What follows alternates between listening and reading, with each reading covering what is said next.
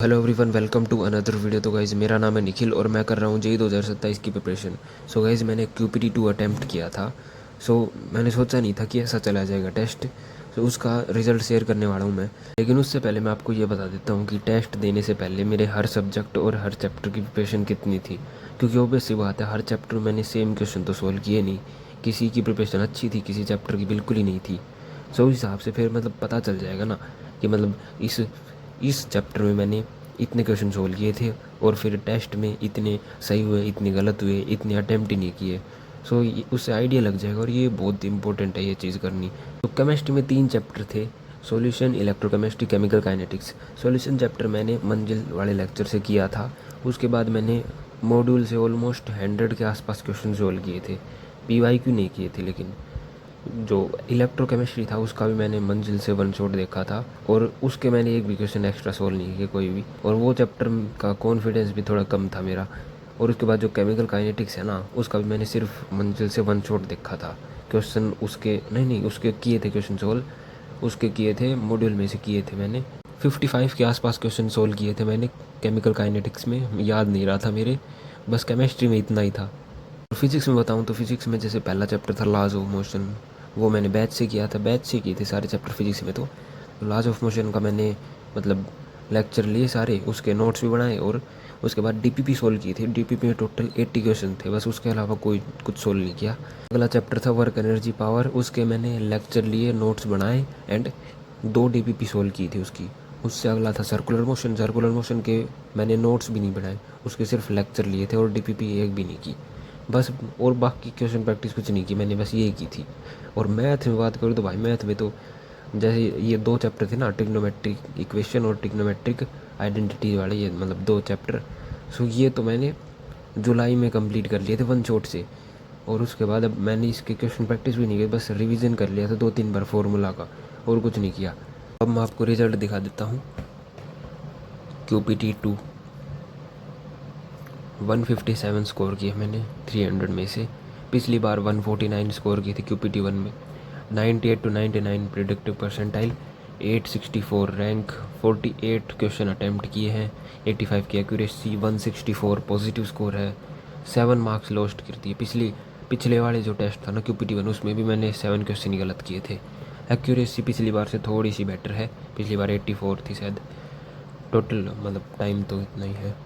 और मैथ्स में 23 स्कोर किए, 6 करेक्ट अटैम्प्ट किए, 1 क्वेश्चन गलत किया, 13 क्वेश्चन स्किप किए और 5 तो विजिट ही नहीं किए।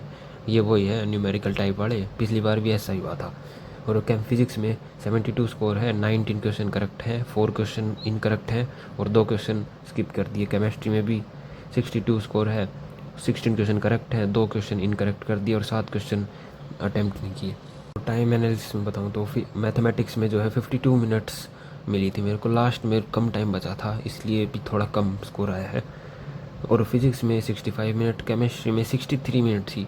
ये 2 मिनट एक्स्ट्रा इसलिए आ रही है क्योंकि इंटरनेट कनेक्शन चला गया था, इसलिए उन्होंने ऐड कर लिए इसमें 2 मिनट।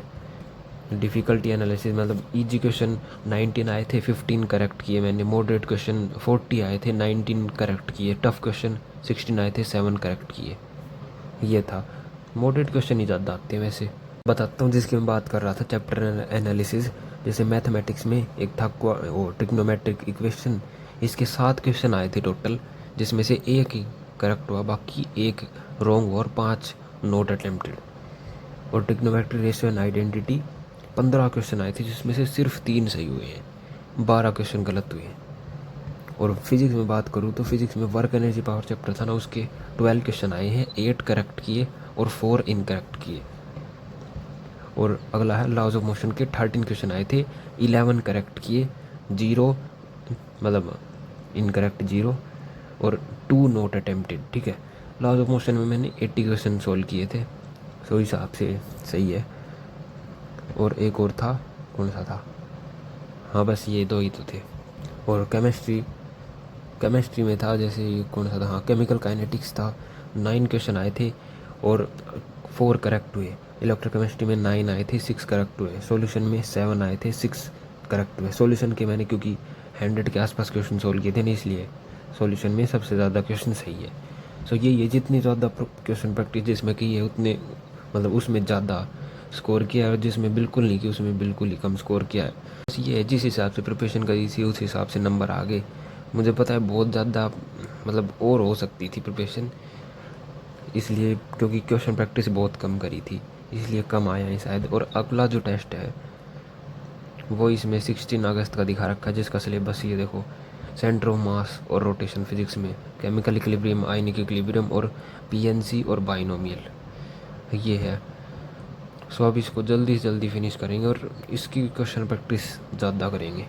और कल मैंने ये सेंटर ऑफ मास स्टार्ट किया था,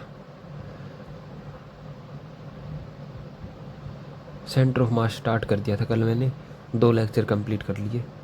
अब आगे करेंगे और केमिस्ट्री और मैथमेटिक्स में भी करेंगे आगे। सो गाइस यही है आज की वीडियो में। आपने अगर दिया हो तो आपका स्कोर कमेंट्स में बता देना। मिलते हैं नेक्स्ट वीडियो में, तब तक के लिए बाय बाय।